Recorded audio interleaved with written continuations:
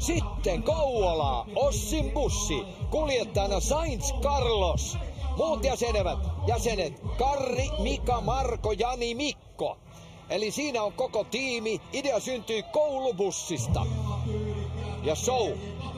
Näin. Opettaja on vähän nyt karttakepin kanssa huitoo lapsia jonoon. Ollaan valmiina antamaan sitten autolle tiukka startti. Aleksi seuraa siellä mikrofonin kanssa myös, mutta nyt ei tule haastattelua. Lähdetään liikkeelle. Ossin bussi Kouvola. Ja kovalla tempolla sieltä. Ei ota mahastaan kiinni, vaan nyt lähdetään ja tosi kova kiihdytys. Ensimmäinen mutka tiukasti vasempaan. Pystyykö peliväline ja pysyykö se kasassa? Numero 43. Tarina tiimin takana harrasteautotalli Kouvolassa, kiinnostus Amerikan rautoihin. Ja tämä on sieltä jenkkimaailmasta koulubussi.